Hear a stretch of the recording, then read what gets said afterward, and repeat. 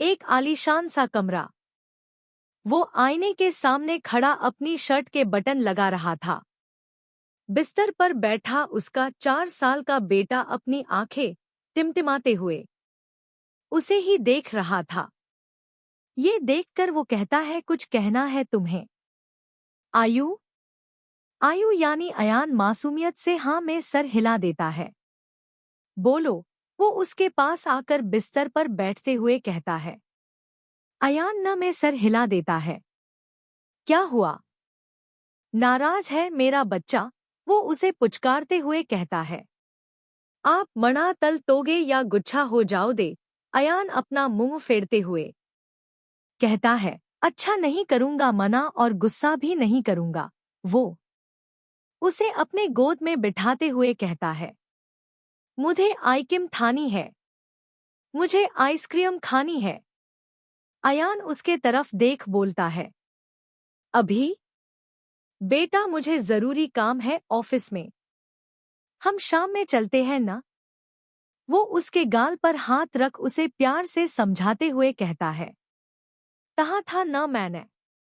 आप मना तल तोगे? अयान उसके गोद से उतरकर उदास मुंह बनाकर कहता है। ये देख उसे अच्छा नहीं लगता तो वो कहता है, अच्छा ठीक है बाबा, चलते हैं हम, पर सिर्फ एक आइसक्रीम। और आप पूरा टाइम मेरे साथ रहोगे, इधर उधर नहीं जाओगे, समझे? अयान मुस्कुराते हुए हाँ में सर हिला देता है। उसके बाद वो उसके गोद में चढ़ उसके गाल को चूम बाहर के तरफ भागते हुए मैं अभी आया। तैयार होते वही अयान को जाता देख वो वापस से आईने के सामने खड़े होकर अपना कोट पहनने लगता है। कुछ समय बाद वो नीचे आता है तो अयान और उसकी माँ उसी का इंतजार कर रहे थे। उसकी माँ आराधना जी अयान से कहती है, बेटा आप बाहर जाकर खेलो, दादी को पापा से कुछ बात करनी है। अयान को तो बस घूमने जाने की जल्दी थी, इसलिए वो बाहर जाकर अपने पापा का इंतजार करने लगता है। आराधना जी अब गुस्से से कहती है, कब तक ये सब चलेगा अद्वैत? हाँ, कब तक? कब तक शादी के लिए हर रिश्ते को टालते रहोगे तुम? कब तक अपने बेटे को माँ के लिए तरसाते रहोगे तुम? माना वो छोटा है, अभी कुछ नहीं समझता, पर कुछ महीने बाद वो स्कूल जाने लगेगा, वहां हर बच्चे को अपने माँ के साथ देखेगा, तो क्या उसे माँ की कमी महसूस नहीं होगी? उनकी बात सुन अद्वैत शांति से कहता है, मुझे इस मामले में कोई बात नहीं करनी। आप जानती है कि मैं अभी शादी नहीं करना चाहता, और अगर आपने जबरदस्ती मेरी शादी की भी तो उससे बस 2 जिंदगियां बर्बाद होगी और कुछ नहीं। रही बात अयान की, तो मैं उसे कभी माँ की कमी महसूस होने ही नहीं दूंगा। अपनी घड़ी में समय देखते हुए मुझे चलना चाहिए, अयान मेरा बाहर इंतजार कर रहा होगा। ये बोलकर वो बाहर चला जाता है। आराधना जी खुद से, अब जो करना है मुझे ही करना होगा, वरना मेरा ये बेटा एक धोखे के चक्कर में अपनी पूरी जिंदगी बर्बाद कर देगा। अद्वैत मित्तल, इंदौर का जाना माना नाम। अद्वैत की अपनी कंस्ट्रक्शन की कंपनी है जिसे उसने बहुत मेहनत से खड़ी की है। अद्वैत को अपनी कंपनी बहुत प्यारी है, जिसके लिए वो किसी भी हद तक जा सकता है, लेकिन अगर उसे अपनी कंपनी से ज्यादा प्यारा कोई है तो वो है उसकी फैमिली। उसके 4 साल के बेटे में जान बसती है उसकी, और एक वही है जिसके लिए अद्वैत अपनी जरूरी से जरूर मीटिंग भी छोड़ सकता है। अब अगर बात करें अद्वैत के नेचर की, तो ज्यादा किसी से मतलब रखना या बोलना पसंद नहीं है उसे। बाकी आपको आगे आने वाले पार्ट्स में पता चल ही जाएगा। वैसे तो उसकी जिंदगी में वो सब है जो उसे चाहिए, लेकिन अगर आराधना जी की नज़र से देखें तो बस एक हमसफर की कमी है उसकी जिंदगी में, जो उसे समझे, उससे प्यार करे, उसका साथ दे। पर अद्वैत को अब प्यार में विश्वास ही नहीं है। वो अपनी जिंदगी किसी लड़की के साथ जोड़ना ही नहीं चाहता और उसकी यही बात आराधना जी को परेशान करती है। अद्वैत गाड़ी चलाते हुए इन सब के बारे में सोच रहा था, तभी अयान कहता है, पापा, मेरी मम्मा क्यों नहीं है? अद्वैत उसके तरफ देखते हुए अचानक ये सवाल क्यों? दादी ने कुछ कहा तुमसे? अयान न में सर हिलाकर, नहीं दादी ने कुछ नहीं कहा। अद्वैत फिर? अयान तैछे दादी आपती मम्मा है, वैछे ही मेरी मम्मा भी तो होदी ना। अद्वैत सामने के तरफ देखते हुए, तुम अभी छोटे हो आयु, तुम्हें इन सब के बारे में सोचने की कोई जरूरत नहीं है। अयान उसके तरफ देख, पल पापा हमारी टोलीनी कॉलोनी ते बत्तों के 5 भी तो मम्मी है, फिल मेले 5 त्यों नहीं। इस बार अद्वैत थोड़ी तेज आवाज में बोलता है, मैंने कहा न तुम्हें इन सब के बारे में सोचने की जरूरत नहीं है। उसकी तेज आवाज सुन अयान डर कर चुप हो जाता है। अद्वैत जब उसे डरा हुआ देखता है तो उसे खुद पर ही गुस्सा आने लगता है। वो अपनी आंखें बंद कर एक गहरी सांस लेता है और फिर अपना ध्यान गाड़ी चलाने में लगा देता है। कुछ समय बाद वो अपनी गाड़ी आइसक्रीम शॉप के बाहर रोकता है और गाड़ी से बाहर निकल दूसरे तरफ का दरवाजा खोल अपने हाथ अयान के तरफ बढ़ा देता है। अयान दूसरी तरफ मुंह घुमा लेता है। ये देख अद्वैत उसे सुनाते हुए हम लगता है, आज हमें मैंगो आइसक्रीम ही खानी पड़ेगी। अब आयु तो मेरे साथ आ नहीं रहा तो मैं अपनी फेवरेट मैंगो आइसक्रीम ही ले आता हूँ। उसकी बात सुन अयान तुरंत उसके तरफ मुड़कर, नहीं, हम चॉकलेट आइसक्रीम ही खाएंगे। मैं भी आपते थाज टल रहा हूँ, कहकर अयान उसके तरफ हाथ बढ़ा देता है तो अद्वैत मुस्कुराते हुए उसे अपने गोद में उठाकर आइसक्रीम शॉप के तरफ बढ़ जाता है। मम्मी, मैं कितनी बार कहूँ आपसे, मुझे अभी शादी नहीं करनी। वो इरिटेट होकर सोफे पर बैठते हुए कहती है, देख बेटा, तूने अपनी कॉलेज की पढ़ाई पूरी करनी चाहिए, हमने पूरी करवा दी, पर अब हम आगे कुछ नहीं कर सकते तेरे लिए। उसकी माँ अमृता जी उसके बगल में बैठते हुए कहती है, तो मैं कहाँ कह रही हूँ आपसे कि आप मेरे लिए कुछ करो? मुझे आप लोगों के लिए कुछ करने का मौका तो दो प्लीज ना मम्मी, मुझे जॉब के लिए परमिशन दे दो। वो अपनी मम्मी के सामने हाथ जोड़ते हुए कहती है, बिल्कुल नहीं। देखो आध्या, तुम्हारे पापा बहुत मुश्किल से माने थे कॉलेज के लिए, तो जॉब के बारे में भूल जाओ। वैसे भी हमारे परिवार में आज तक किसी लड़की ने जॉब नहीं की है। उसकी मम्मी उसे समझाते हुए कहती है, मम्मी जरूरी है क्या कि जो काम आज तक नहीं हुआ वो आगे भी नहीं होगा। वो अपनी मम्मी को मनाने की आखिरी कोशिश करते हुए कहती है, बहुत जुबान लड़ाने लगी हो तुम आध्या। एक बार में समझ नहीं आता कि तुम जॉब नहीं करोगी तो मतलब नहीं करोगी। अरे, किस चीज की कमी है तुम्हें जो तुम जॉब करना चाहती हो? तुम्हारी हर ख्वाहिश पूरी करने के लिए तुम्हारे पापा और तुम्हारे भाई है, समझी? इसलिए ये जॉब वाली बात अपने दिमाग से निकाल दो तुम। अमृता जी उसे गुस्से से घूरते हुए कहती है, एक बात आप भी कान खोलकर सुन लीजिए मम्मी, मैं जॉब करूंगी तो मतलब करूंगी, चाहे उसके लिए मुझे कुछ भी क्यों न करना पड़े, और हो जानती हूं मैं कि मेरी हर ख्वाहिश पूरी करने के लिए आप लोग हो, लेकिन मैं अपनी ख्वाहिशें खुद से पूरी करना चाहती हूँ। अपने पैरों पर खड़ा होना चाहती हूँ मैं, और वो मैं करके रहूंगी। आध्या गुस्से से बोलती है और अपना छोटा सा बैग उठा कमरे के बाहर जाने लगती है।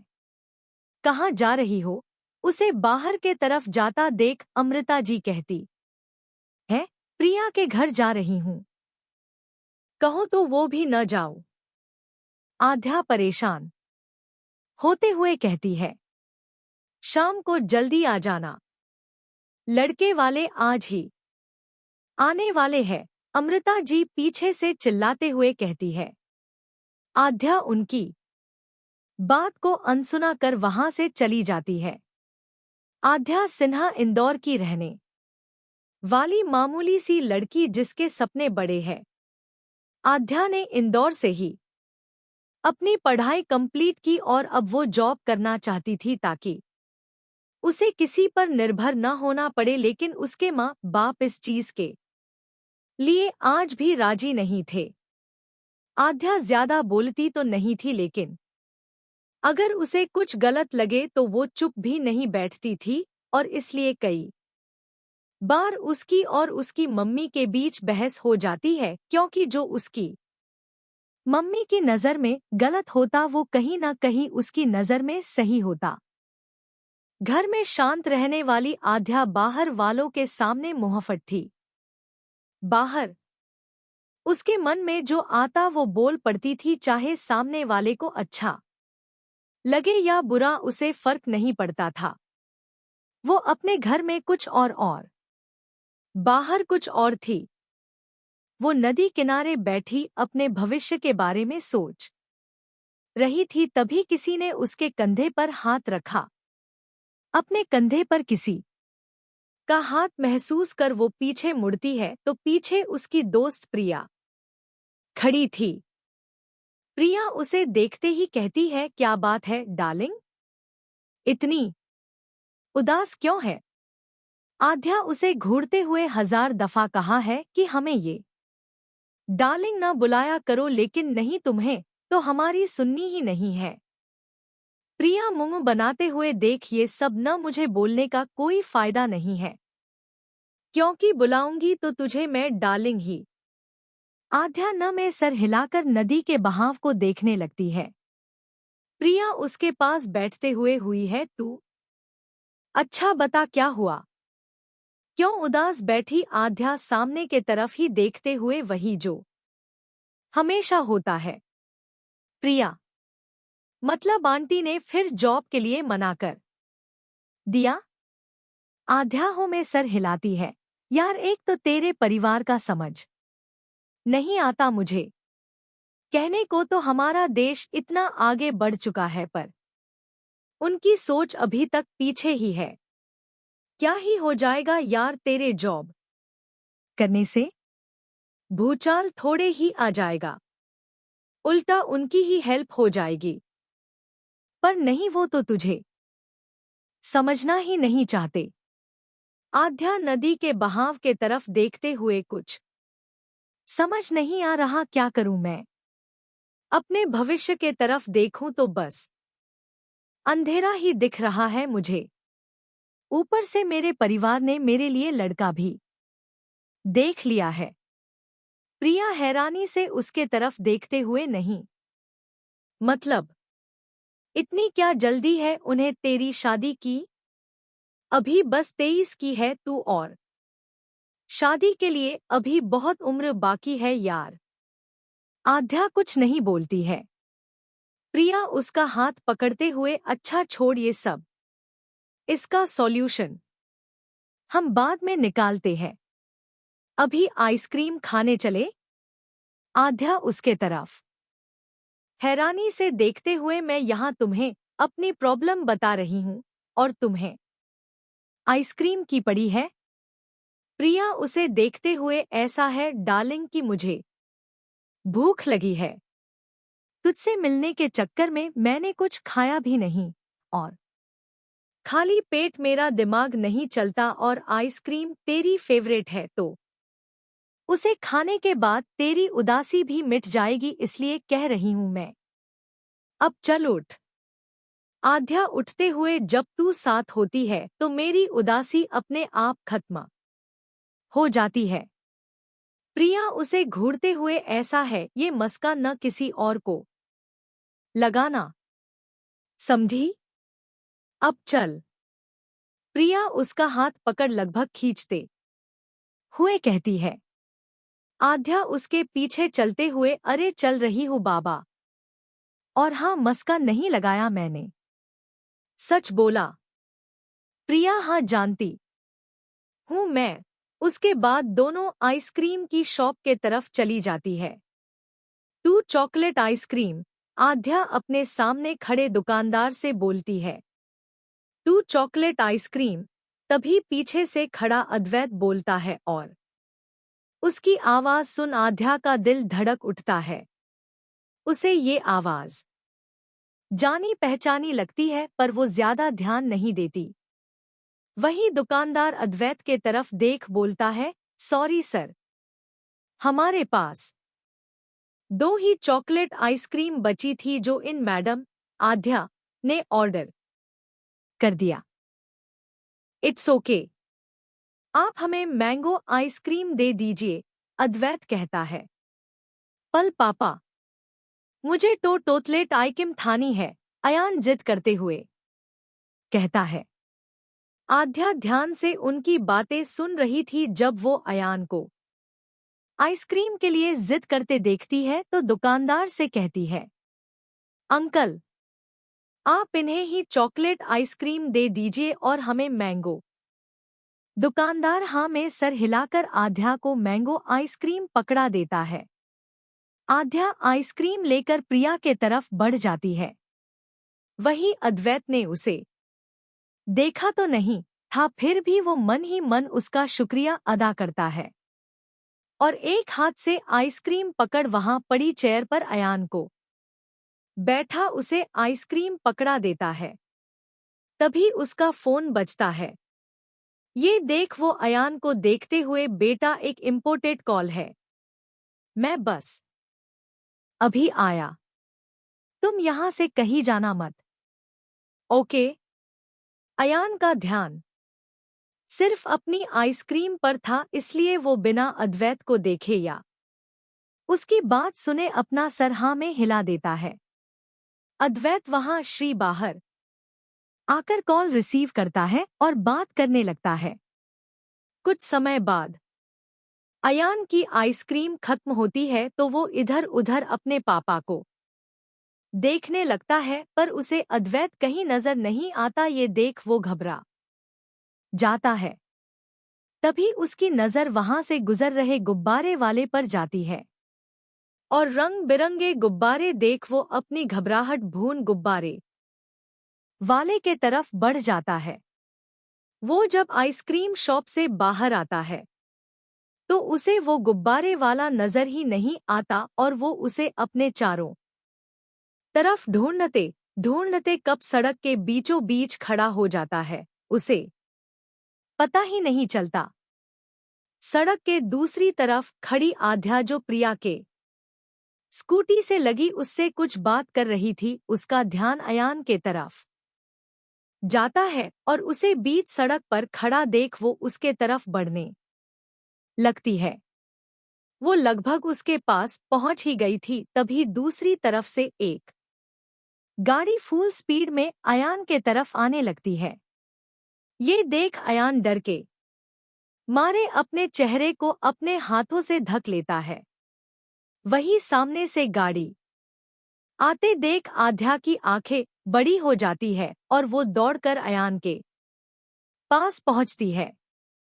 गाड़ी अयान को छू पाती उससे पहले ही आध्या उसको अपनी गोद में उठाकर साइड हो जाती है और गाड़ी के तरफ देख चिल्लाती है, अबे अंधा है क्या? जब गाड़ी चलाना नहीं आता तो घर पर बैठना की आवाज शायद गाड़ी वाले तक पहुंच जाती है, इसलिए गाड़ी वाला अपनी गाड़ी से उतर उसके पास आकर, एक्सक्यूज मी, क्या कहा आपने?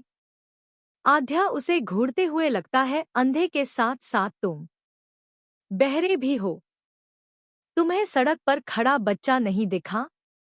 वो लड़का गुस्से से, अब अगर तुम्हारा बच्चा बीच सड़क पर खड़ा है तो इसमें उसकी गलती है न कि मेरी, और वैसे भी तुम्हारा बच्चा तुम्हारी जिम्मेदारी, और अगर इतनी ही फिक्र है अपने बच्चे की तो उसे अपने पास रखो, न कि यूं बीच सड़क पर घूमने के लिए छोड़ दो।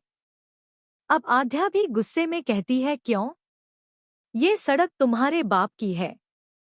वो उसे उंगली दिखाते हुए, एई लड़की, बाप पर मत जाना, वरना ये शौर्य सिन्हा तुम्हारा क्या हाल करेगा तुम सोच भी नहीं सकती।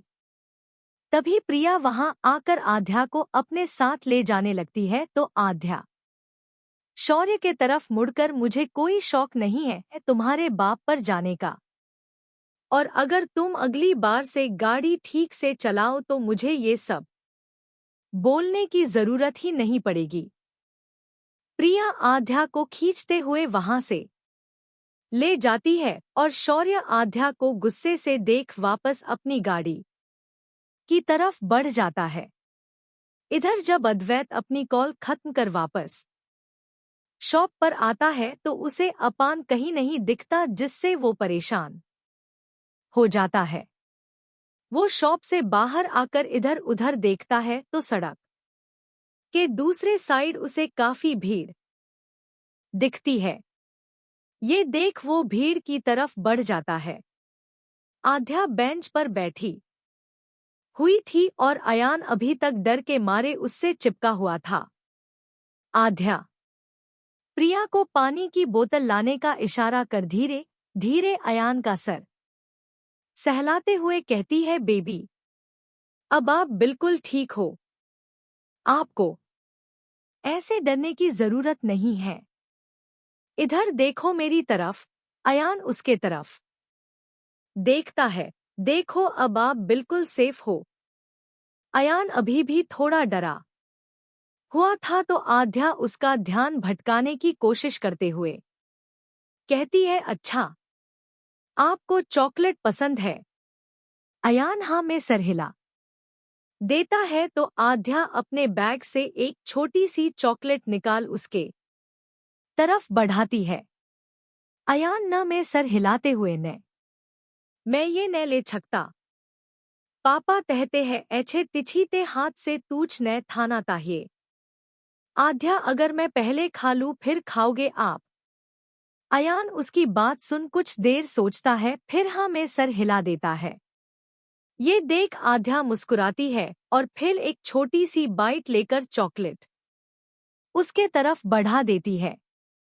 अयान चॉकलेट की बाइट लेता है तो खुशी से कहता है, ये टिटना अच्छा है। आध्या चहकते हुए, है ना? आपको पता है मैंने ये घर पर बनाया है। अयान आंखों में चमक लेकर उसे देखते हुए, कच्ची फिल तो मुझे ऑल ताहिए। आध्या अपने चीन पर उंगली रख सोचने की एक्टिंग करते हुए, उम्मा चॉकलेट तो मैं आपको दे दूं पर मेरी एक शर्त है। शर्त का नाम सुन अयान उदास हो जाता है और बोलता है, तैछी सलत? आध्या मुस्कुराते हुए, आपको मुझसे दोस्ती करनी होगी। बोलो, करोगे मुझसे दोस्ती? अयान मुस्कुराते हुए हाँ में सर हिलाता है तो आध्या एक और चॉकलेट उसके तरफ बढ़ा देती है। उसके बाद वो उससे बातें करने लगती है। तभी अद्वैत अयान को ढूंढते हुए वहां आता है और अयान को अपने सामने देख उसका मन थोड़ा शांत होता है, लेकिन आध्या के साथ उसे खिलखिलाता देख उसे जलन महसूस होती है और गुस्सा भी आता है। वो उसका नाम लेकर उसे पुकारता है। अयान भी पापा कहते हुए आध्या की गोद से उतर अद्वैत के गोद में चढ़ जाता है। वहीं उसके मुंह से पापा सुन आध्या अपना सर उठाकर गुस्से से अद्वैत के तरफ देखती है, लेकिन अद्वैत को देख उसका गुस्सा पल भर में गायब हो जाता है। उसे अपनी आंखों पर विश्वास नहीं होता। वो दोबारा अपनी आंखें मसलती है, तब जाकर उसे यकीन होता है कि अद्वैत उसके सामने खड़ा है। वही अद्वैत अपने सामने बैठी उस लड़की को देखने लगता है, जो कि 23 साल की थी और काफी खूबसूरत थी। झील सी गहरी काली आंखें, गोरा रंग, गुलाब की पंखुड़ियों जैसे नरम मुलायम होठ, कंधे तक आते उसके बाल जिसकी उसने चोटी बनाकर आगे के तरफ लटकाई हुई थी। पिंक कलर की शॉर्ट कुर्ती के साथ उसने ब्लैक कलर की जीन्स पहनी हुई थी और ब्लैक कलर का स्कार्फ गले में डाला हुआ था। अद्वैत कुछ पल को तो उसमें खो सा जाता है। आच्या अपना सर उठाकर गुस्से से अद्वैत के तरफ देखती है, लेकिन अद्वैत को देख उसका गुस्सा पल भर में गायब हो जाता है। उसके सामने लगभग 28 साल का लड़का खड़ा था जिसकी आंखें काली थी और उसे ही गुस्से से घूरे जा रही थी। उसकी तीखी लंबी नाक इस वक्त गुस्से में लाल हुई पड़ी थी और उसके ब्राउन होठ को देख आध्या को उसके होठ चूमने का मन कर रहा था। वो एक शक्तिशाली व्यक्तित्व का मालिक था और ब्लैक कलर के सूट में वो आध्या को काफी हंडसम लग रहा था। अद्वैत को वहां देख उसे अपनी आंखों पर विश्वास नहीं हो रहा था। वो दोबारा अपनी आंखें मसलती है, तब जाकर उसे यकीन होता है कि अद्वैत उसके सामने खड़ा है। अद्वैत भी आध्या को देख रहा था। आध्या अभी भी अद्वैत को देख रही थी, लेकिन तभी उसे अद्वैत की लापरवाही याद आती है और वो फिर से उसे गुस्से से घूरती है और बोलती है, अपने बच्चे का ध्यान भी है आपको या नहीं? आपको पता भी है अभी अगर मैं वक्त पर नहीं आती तो आपके बेटे का क्या हाल होता? अरे, जब अपने बच्चे का ख्याल रखा ही नहीं जाता तो उसे साथ लेकर घूमते ही क्यों है आप? चाहिए क्या तुम्हें? वो एक नजर उसे देख अयान का सर सहलाते हुए कहता है। जी। आध्या उसकी बात का मतलब ही नहीं समझ पाती। मैंने पूछा क्या चाहिए तुम्हें? क्या कीमत लगाई है तुमने अद्वैत मित्तल के बेटे की जान बचाने की? Excuse me. दिमाग ठीक है आपका? नहीं, मतलब आपको पता भी है आप बोल क्या रहे हैं? आध्या हैरानी और गुस्से से कहती है, ओह प्लीज, ड्रामा करने की ना कोई जरूरत नहीं है। तुम जो चाहोगी वो तुम्हें मिल जाएगा। अब ये जानने के बाद कि ये अद्वैत मित्तल यानी कि यहाँ के फेमस बिजनेसमैन का बेटा है, तुम्हें तो इसे बचाना ही था। और वैसे भी कोई भी इंसान बिना अपने फायदे के कुछ नहीं करता। तो कहो क्या चाहिए तुम्हें? अद्वैत घमंड से कहता है। जब मैंने इसकी जान बचाई थी न, तब मुझे ये नहीं पता था कि ये यहाँ के बिजनेसमैन का बेटा है या किसी मिडिल क्लास का। तो अपने ये बेबुनियाद इल्जाम अपने पास रखिए, और अगर फिर भी आपको मुझे कुछ देना ही है तो अपने बेटे के लिए बॉडीगार्ड्स रख लीजिएगा, क्योंकि अब हर बार तो मैं नहीं रहूंगी न आपके बेटे की जान बचाने के लिए। आध्या अपने हाथ लपेटे नकली मुस्कुराहट के साथ कहती है। उसकी बात सुन अद्वैत कुछ देर उसे देखता है और फिर अपना बिजनेस कार्ड बेंच पर रखते हुए कहता है, ये मेरा कार्ड, जरूरत पड़ने पर तुम मुझसे मदद ले सकती हो। अब तुमने मेरे बेटे की जान बचाई है तो इतना तो कर ही सकता हूं मैं। उसके बाद अद्वैत वहां से चला जाता है। आध्या बेंच पर बैठ जाती है और अब उसकी आंखें नम होने लगती है। वो अद्वैत के बारे में सोचने लगती है। अद्वैत उसके कॉलेज में उसका सीनियर था। आध्या जब फर्स्ट ईयर में थी तो अद्वैत लास्ट ईयर में था। आध्या को पहली ही नजर में अद्वैत भा गया था। चाहने लगी थी वो उसे उसे देखना, उसके बारे में जानने की कोशिश करना आध्या का रोज का काम हो गया था। आध्या को उससे प्यार हो गया था, पर वो जानती थी कि उसके पेरेंट्स इस रिश्ते के लिए नहीं मानेंगे, और फिर अद्वैत भी अमीर घर का लड़का था। उसके लिए तो अच्छे से अच्छे और अमीर से अमीर लड़कियों के लिए लाइन लग जाती, फिर वो आध्या को क्यों चुनता। बस यही सोचकर आध्या ने अपने एहसास अपने मन में दबा लिए थे, पर आज पूरे 5 साल बाद उसे देख आध्या के एहसास जागने लगे थे। पर उसे अयान के साथ देख उसे अपने अंदर कुछ टूटता सा महसूस हो रहा था। हाँ, वो जानती थी कि एक न एक दिन तो अद्वैत किसी न किसी के साथ आगे बढ़ेगा ही, फिर भी अपने प्यार को किसी और के साथ सोच उसका दिल तो टूटना ही था। वो इन्हीं ख्यालों में खोई हुई थी, तभी प्रिया वहां आती है और आध्या को उदास देख उसके पास बैठते हुए कहती है, क्या हुआ, अब तेरा मुंह क्यों उतरा हुआ है, और वो बच्चा कहाँ गया। आध्या धीरे से कहती है, वो अपने पापा के साथ चला गया। प्रिया, तो तूने क्यों मुंह बनाया हुआ है। आध्या उसके तरफ देखती है, देख अब अगर तू नहीं बोली न तो मैंने तेरा सर फोड़ देना है। आध्या नम आंखों से उसे देखते हुए, वो अद्वैत सर का बेटा है प्रिया। प्रिया हैरानी से, अद्वैत सर, अपने कॉलेज वाले जो हमारे सीनियर थे। आध्या हाँ में सर हिला देती है। प्रिया कुछ पल शांत रहती है, फिर कहती है, तो रो क्यों रही है तू। आज नहीं तो कल उनकी शादी तो होनी ही थी, फिर क्यों आंसू बहा रही है उनके लिए।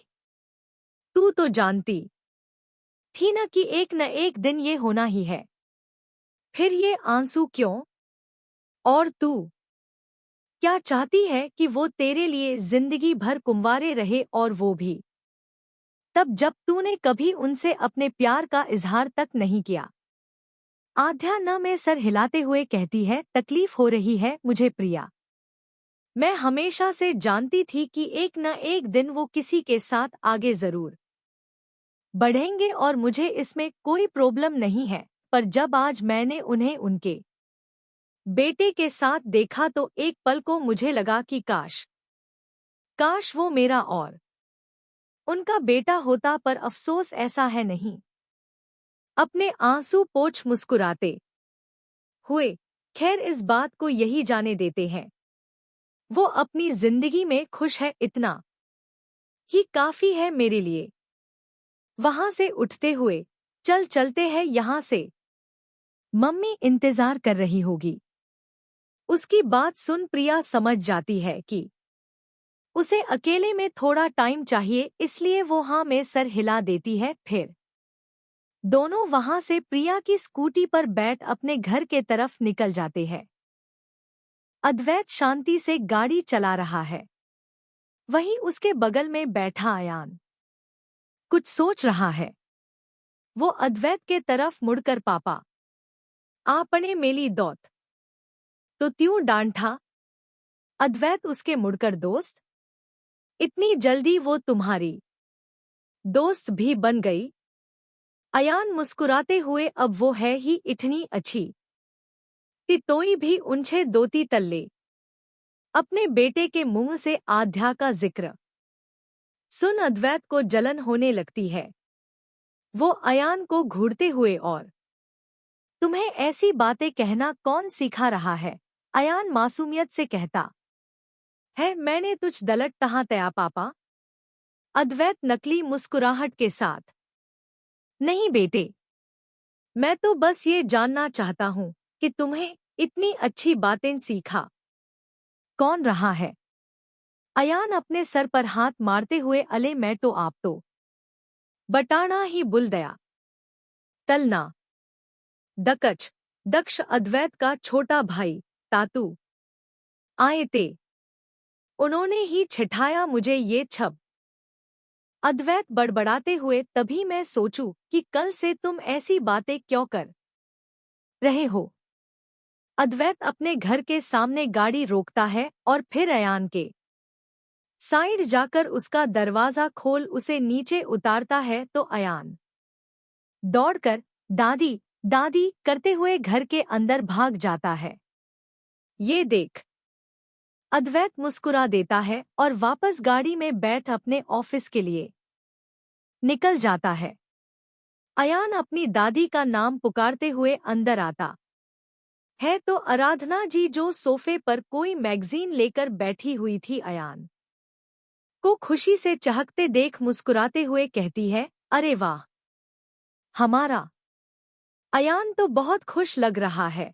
अयान सोफे के पास जाता है तो आराधना जी उसे अपनी गोद में बैठा लेती है। अयान चहकते हुए, दादी आप तो पठा है आज तया हुआ। आराधना जी, बेटा आप बताओगे तब तो दादी को पता चलेगा न कि आज क्या हुआ।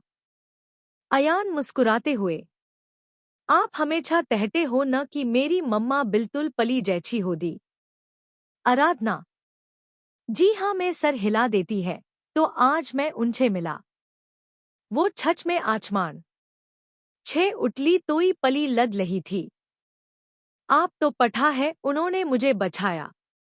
इत बली ताल छे और पिल मुझे टोतलेट भी दी। वो टोतलेट बहुत अच्छी थी।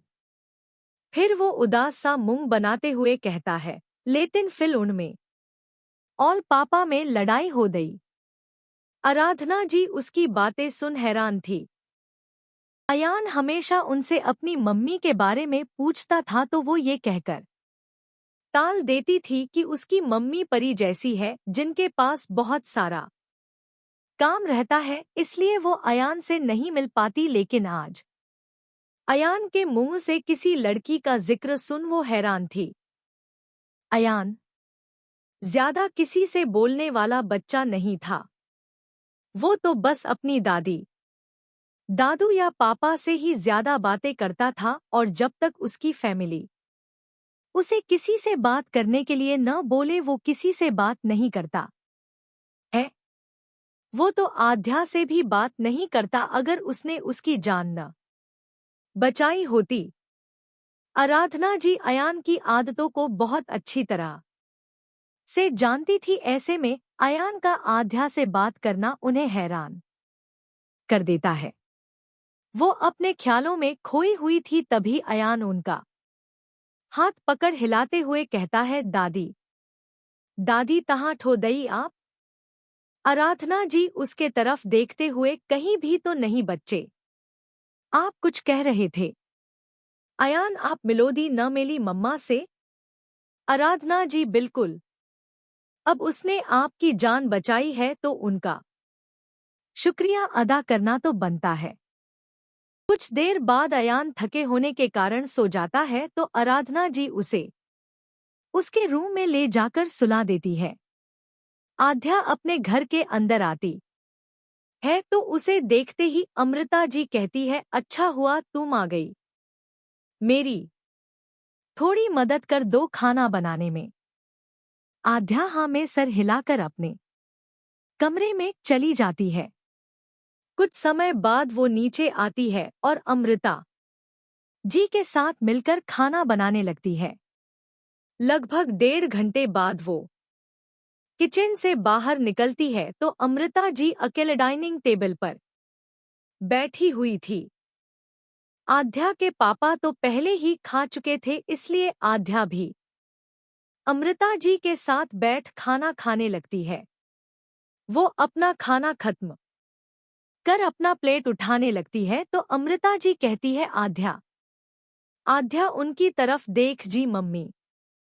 अमृता जी, वो जो लोग तुम्हें आज देखने आने वाले थे वो किसी काम से नहीं आ पाए तो वो लोग परसों आएंगे। आध्या हैरानी से, पर परसों तो मानसी आध्या की कजिन की सगाई है। अमृता जी पता है हमें। वो लोग डायरेक्ट वहीं आएंगे तो तुम कल मार्केट जाकर अपने लिए एक अच्छी सी साड़ी ले आना। और मैं ना नहीं सुनना चाहती आध्या। उनकी बात आध्या को गुस्सा तो आता है, लेकिन वो अपनी आंखें बंद कर एक गहरी सांस लेती है और फिर बिना कुछ बोले अपना प्लेट उठाकर किचन में चली जाती है। रात के लगभग 12 बजे अद्वैत घर आता है। आराधना जी डाइनिंग टेबल के पास बैठी उसका इंतजार कर रही थी।